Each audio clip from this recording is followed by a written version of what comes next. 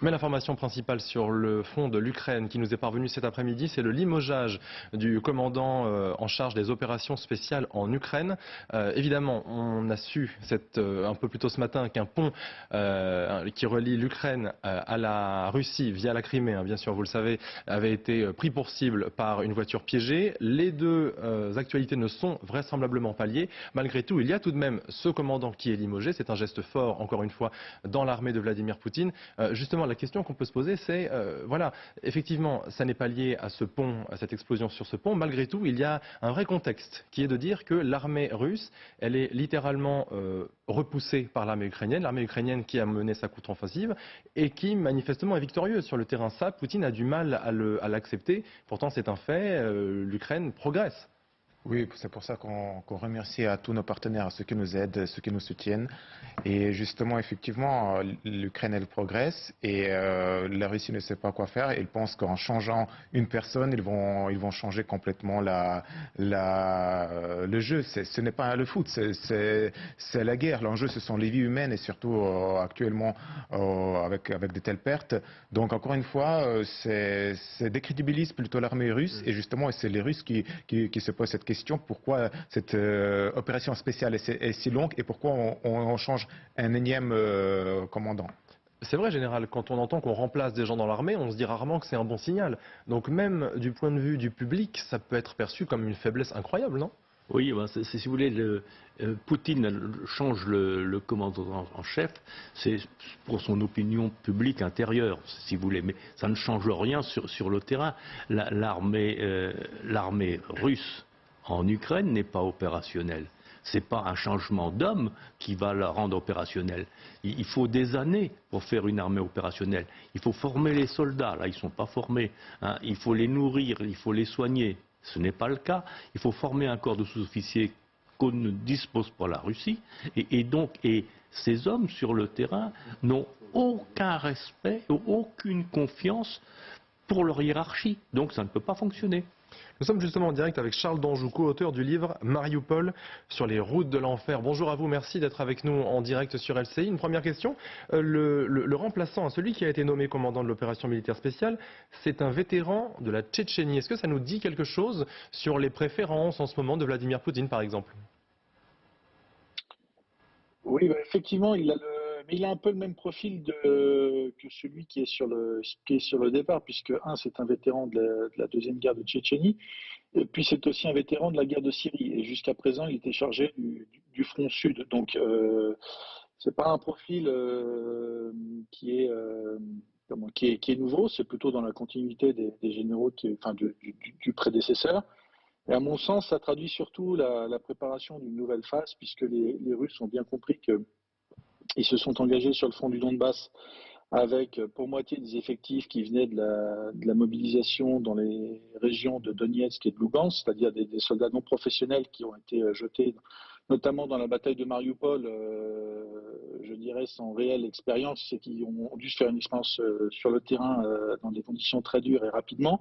Et puis pour l'autre partie, c'est des volontaires et je dirais des forces professionnelles, mais peu suffisamment engagées en Ukraine. Donc on sent bien ici, si vous voulez, que les Russes préparent une nouvelle phase, une nouvelle phase. Ils sont aujourd'hui en position un peu de, ils subissent les attaques ukrainiennes, donc ils doivent reprendre l'initiative. Et pour reprendre l'initiative, il leur faut augmenter les quantités de matériel et apporter des matériels plus récents, puisque les matériels qui ont été engagés jusqu'à présent, que ce soit près de Kiev ou dans le Donbass, ce sont des matériels qui sont relativement anciens. Hein. C'est des T-64, des T-72 pour les chars, par exemple, qu'on retrouve aussi ukrainiens, mais c'est des matériels assez vétustes qui ont été engagés. Donc il leur faut de nouveaux matériels qu'ils ont en Russie. Hein. Les Russes possèdent des chars de dernière génération, des missiles, des bombardiers stratégiques, etc. Ils ont tout un arsenal auquel ils n'ont pas pour l'instant touché. Il faut aussi, deuxième chose, qu'ils envoient des troupes professionnelles parce qu'effectivement l'armée ukrainienne est déterminée, elle est très bien formée, elle est très bien équipée. Donc il doit absolument envoyer des troupes professionnelles. Et puis il leur faut aussi, je dirais, créer une nouvelle impulsion. Et donc à mon avis, c'est un message comme vous le disiez il y a quelques instants, c'est un message politique qui est envoyé pour entrer, espère-t-il, dans une nouvelle phase sur le front du Donbass, ils doivent absolument créer une impulsion, et l'impulsion, elle passe par la nomination d'un nouveau commandant en chef. C'est intéressant parce que si je vous suis, ça veut dire du coup, à travers cela, à travers le remplacement de ce commandant, ou pas d'ailleurs, parce que ça ne peut être que symbolique, que Vladimir Poutine cherche encore une fois à montrer qu'il ne laissera certainement pas tomber et qu'il n'est même pas prêt à la négociation, il veut juste aller plus loin dans sa phase militaire. Oui, absolument. C'est ce qui est peut-être parfois difficile à percevoir et à comprendre vu d'Europe, c'est que les Russes sont engagés dans une guerre qui est difficile, plus difficile que ce qu'ils pensaient au début, mais la mentalité ici, à part quelques...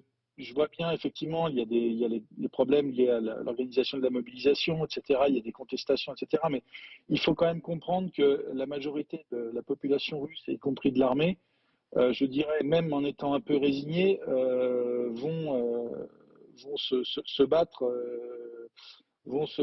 jusqu'au bout, quoi. Il est absolument pas question pour eux ni pour les volontaires, ni pour les mobilisés du Donbass, ni pour les forces, ni pour l'armée professionnelle de lâcher. Donc, ils savent que c'est difficile, mais ils vont continuer. Ça, on sent aucun signe comment dire, de relâchement sur le terrain, quoi. Et oui, mais Charles d'Anjou, remplacer un commandant, c'est bien, même avec les meilleures ou les pires intentions du monde, mais ça ne change pas les difficultés structurelles qui sont en l'occurrence la formation des soldats, le fait de pouvoir les trouver, ces soldats, et leur motivation et le matériel dont ils disposent. Alors effectivement, mais c'est difficile pour les Russes de toute façon, c'est sûr, parce que l'armée ukrainienne, enfin, ils ont une armée qui est absolument pas, enfin, qui est déterminée et bien équipée, etc. Mais il faut voir aussi les réserves qu'ont les Russes, hein. Il y a en Russie de très bonnes unités professionnelles qui ont participé au combat en Syrie, en Tchétchénie, etc. Il y a quand même un... Il ne faut pas non plus sous-estimer les forces russes. Les Russes ont des faiblesses qui ont été rappelées sur le plateau, j'entendais, j'y souscris il y a quelques minutes. Mais il ne faut pas non plus, occulter le potentiel. L'industrie, le complexe militaro-industriel russe est extrêmement important. Ils se fournissent en tout type de munitions, que ce soit pour les fusils d'assaut comme pour les missiles balistiques. Ils sont capables de tout produire eux-mêmes. Et ils ont aussi des unités professionnelles qui, pour le moment, n'ont pas été engagées. Par exemple, les unités qui sont positionnées près de la frontière finlandaise, on dit en ce moment qu'elles pourraient descendre sur le front du Donbass. C'est des unités qui sont professionnalisées depuis longtemps et qui, d'après ce qu'on peut lire, ont des compétences, je dirais, de qualité professionnelle, comme d'ailleurs les troupes d'Extrême-Orient russe. Il y a un certain nombre de bataillons de chars d'infanterie, etc., qui pourraient monter dans le Donbass, qui n'ont pas pour l'instant été mobilisés.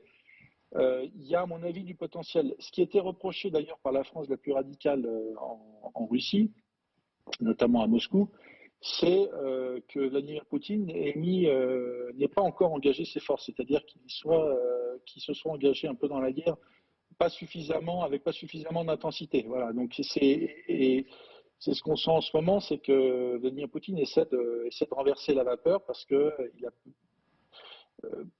les Russes ont peut-être sous-estimé les qualités de l'armée ukrainienne et le fait que ce serait plus difficile que prévu. Merci beaucoup Charles d'Anjou d'avoir été en direct avec nous sur LCI. Merci de vous être arrêté en voiture, je vois que vous y êtes, Merci. donc reprenez la route avec prudence. Nadezhda Koutepova, vous vouliez ajouter quelque chose? Oui, je voudrais ajouter juste une remarque. Je me pose la question, qui parmi les militaires peut accepter aujourd'hui cette proposition de devenir un chef militaire dans l'endroit du chef total?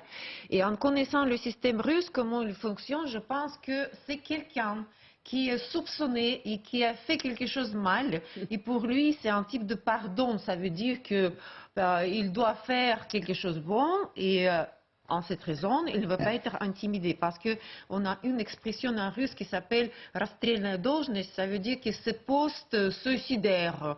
Ça veut dire que tu fais n'importe quoi, tu vas être coupable, fautif, et c'est juste, tu vas faire une magie, tu peux être pardonné, et le pouvoir oublier ce que tu as fait à passer pour l'avenir. Je ne vois pas une autre raison. Mais une autre raison, si dans bonne volonté savait les soldats russes les faire rendre ou les faire recourir, mais c'est mon rêve, c'est pas la réalité. Mais tous ces gens qui sont nommés en Ukraine, beaucoup ont servi en Syrie. Hein. Et là, ils ont quand même commis un certain nombre de crimes abominables, mais qui sont pardonnés, en fait, ne sont pas reconnus, ne sont pas... C'est deux types de crimes différents. C'est Oui, crimes non, mais... devant l'humanité et c'est crimes devant le régime. Oui. Parce que la corruption peut être reconnue comme la raison d'échec. Ça veut dire qu'ils étaient liés avec quelqu'un qui participait dans des chaînes, tout ça. C'est pas les crimes, je suis d'accord avec vous. Oui, mais comme c'est un système qui est autocompromis à tous les échelons, il n'y a pas de coupable. Il n'y a pas de coupable du côté du pouvoir. Donc, ils n'ont rien à se faire pardonner. Ils ont été promus. Alors, qu'un général trouve le poste de responsabilité difficile, ça c'est vrai, mais un militaire, donc que ce soit le pays, bon, il accepte la désignation à un poste de responsabilité, même si c'est difficile, c'est le pouvoir politique qui décide. Donc, même si au fond de lui-même il ne serait pas porté volontaire, eh bien, il va assumer cette responsabilité. Mais s'il refuse, qu'est-ce qui se passe? S'il refuse, soit au mieux, il est viré de l'armée. Déchu, il n'a pas de pension, etc., sur le plan matériel. Et au pire, il est emprisonné. Vous restez bien avec nous parce que dans un instant, on va revenir sur l'une des informations principales de cette journée en Ukraine, évidemment. C'est l'explosion qui a eu lieu sur ce pont de Kerch, le pont, bien sûr, qui relie la Crimée à la Russie, avec un trafic routier dont on nous dit qu'il a repris depuis quelques minutes entre, du coup, la Crimée et la Russie. On va voir également que les Ukrainiens, et bien sûr Internet, ils se moquent très ouvertement, ils s'en donnent à cœur joie pour se moquer, justement, de ce que la Russie vient d'essuyer comme revers sur ce pont. A tout de suite.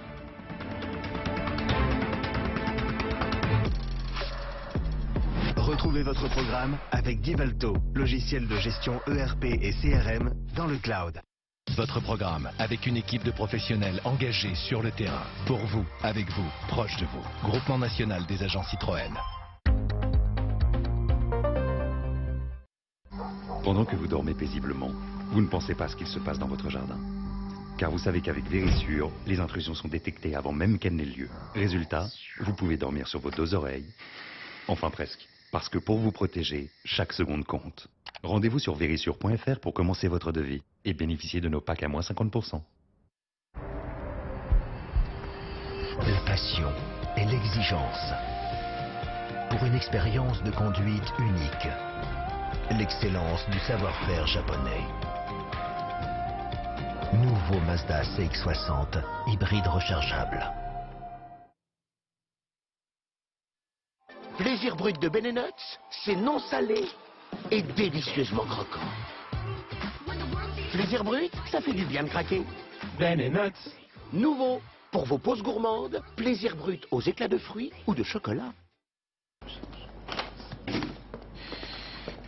Mais papa, c'est pas compliqué. Tous les emballages vont dans le bac de tri. Ah ben voilà, suffisait de le dire. Trier, c'est donner de l'avance au recyclage. Pour déjà près de 2 Français sur 3, tous les emballages vont dans les bacs de tri.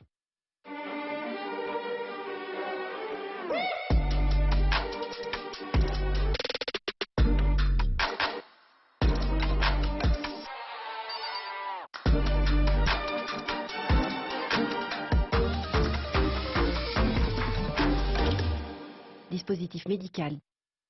Ces étudiants ne sont pas vraiment revenus en 32 avant notre ère. Mais grâce au métavers, ils pourront un jour écouter Marc-Antoine débattre dans la Rome antique.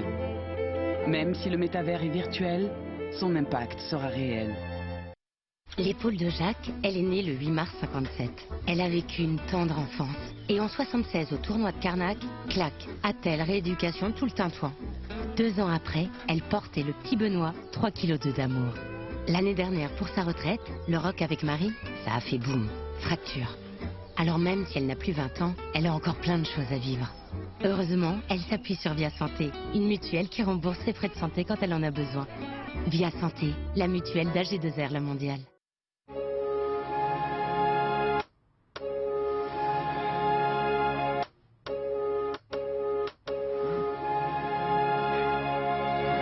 Ibis Style, confort, jamais le même style. Des guitares boxées dans le garage. Tu vas prendre une douche au 95. C'est un sable. Fais gaffe ici, ça tombe des cons sur les soches. Y'a plus de passeport, on va laisser tester. Les villes, la vieille campagne. J'étais fait, maintenant je fais des bookings. Je suis la Turquie, tu check, c'est même des geeks. Alors, qui peut me citer une figure de style dans ce morceau?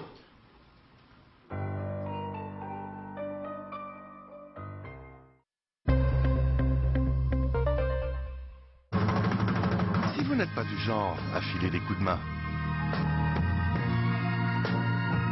que faire de la place aux autres, c'est vraiment pas votre truc. Que leur confort vous apporte peu.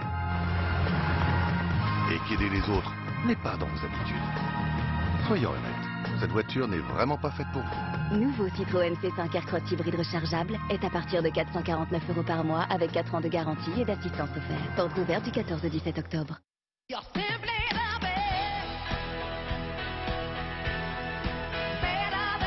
Certains records sont étonnants, d'autres sont utiles. Chez Sector Alarme, notre record de vitesse vous sera très utile.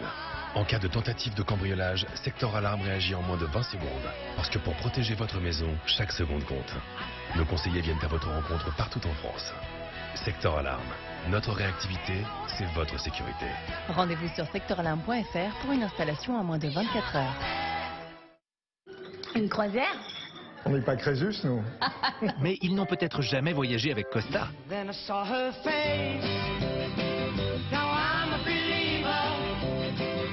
Costa. Believe your eyes.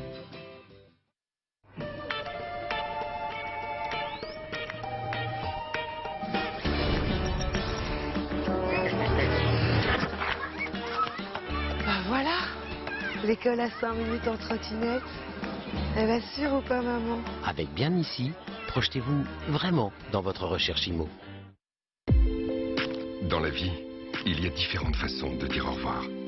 Il y a les au revoir réconfortants, les déchirants, les au revoir de loin, de près, et ceux qui restent gravés à tout jamais. Et puis, il y a le dernier au revoir. Que faire quand un décès survient? Qui contacter?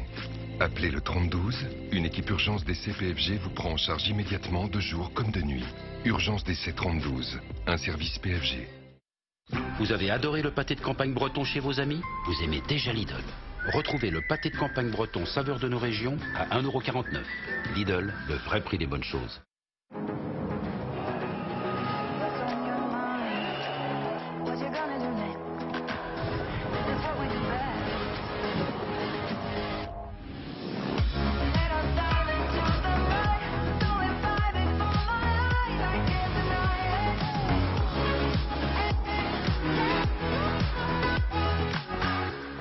Vivez la liberté augmentée avec la nouvelle BMW iX1 100% électrique.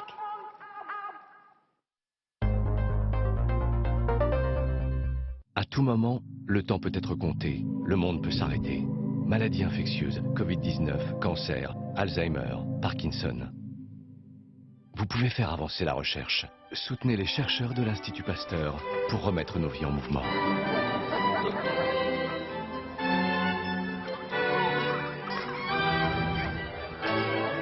Ensemble, défendons la recherche.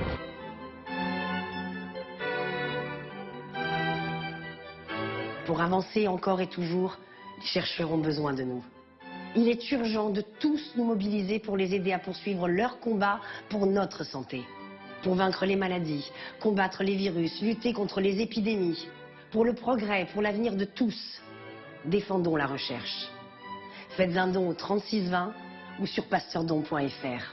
Merci.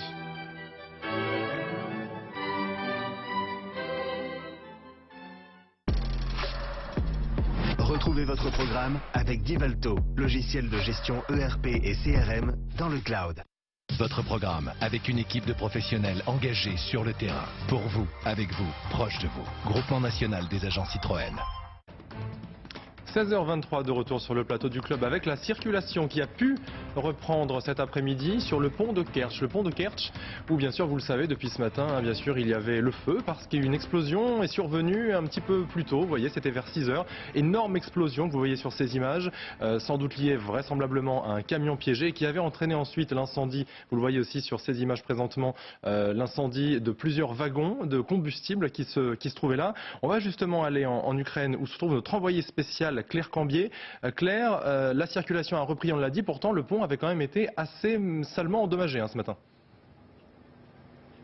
Oui, exactement. Ce qu'on sait, vous l'avez un petit peu évoqué, c'est qu'un camion piégé a explosé sur ce pont aux alentours de 6h du matin, heure locale. Cette explosion a provoqué l'incendie de 7 wagons-citernes, puisque ce pont permet la circulation des voitures, mais aussi des trains. Cet incendie a duré pendant plusieurs heures et 2 branches autoroutières se sont complètement effondrées. Pour autant, la circulation a pu reprendre cet après-midi. Alors côté bilan humain, on compte 3 morts. Il s'agirait de passagers d'une voiture qui s'est trouvée juste à côté de ce camion piégé. Côté russe, une enquête a été ouverte. Côté ukrainien, pas de revendication officielle. Et pourtant, on le sait, les Ukrainiens n'ont jamais caché que ce pont qu'ils jugent illégal parce qu'il rejoint, la Crimée à la Russie, a toujours été un objectif ces derniers mois. Il a été la cible de plusieurs explosions.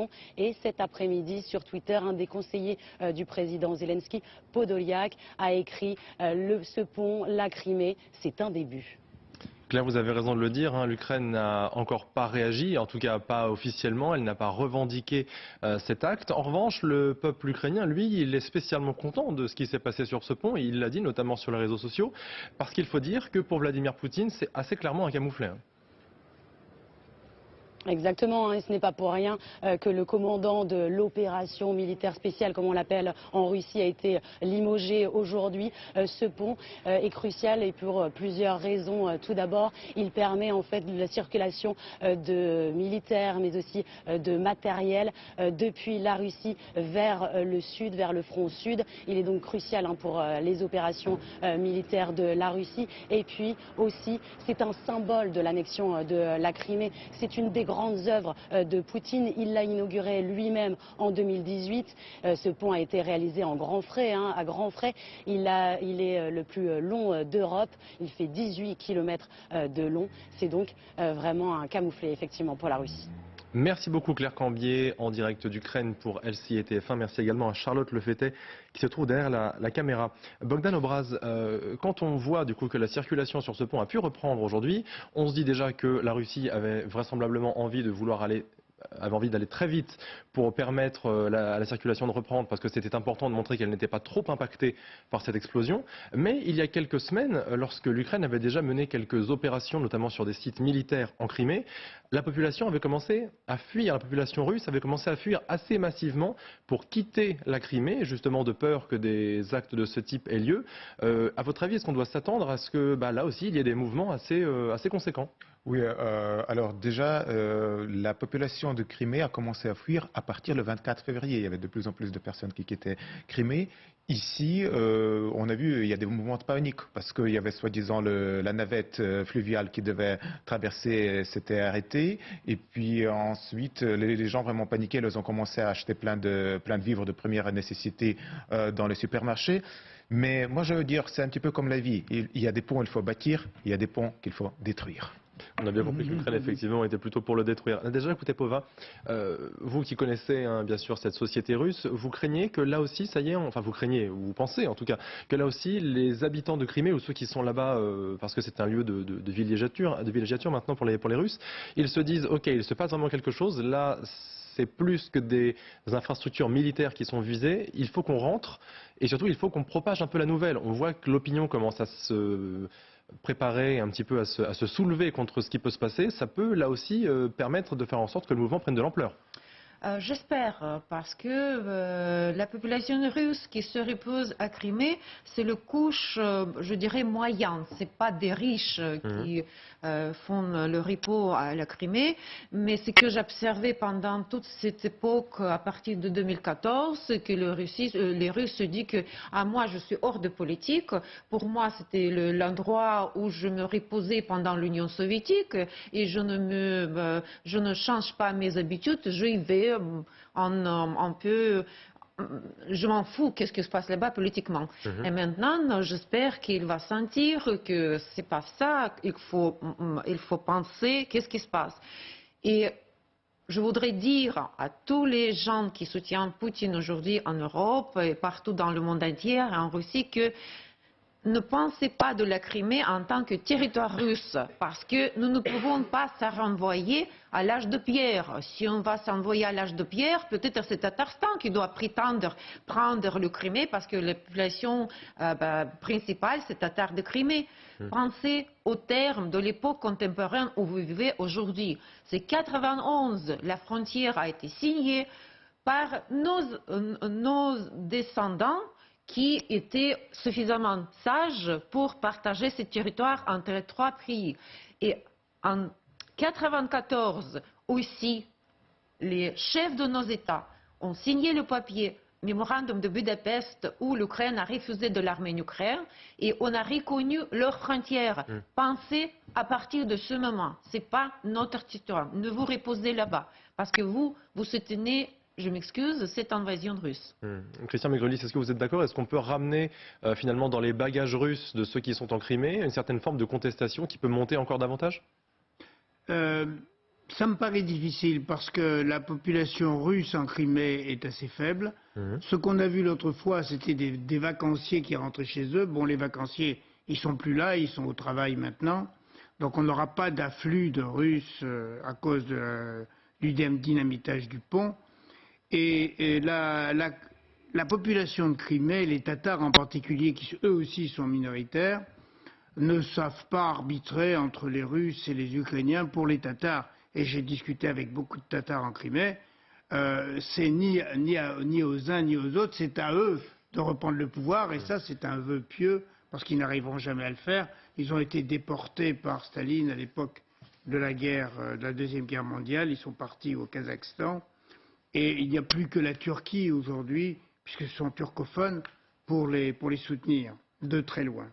Alors on l'a dit, il n'y aura pas en Crimée, je pense, la même résistance que celle qu'on trouve en Ukraine continentale. Voilà. Justement, les Ukrainiens, puisque vous en parlez, ils s'en donnent à cœur joie sur les réseaux sociaux.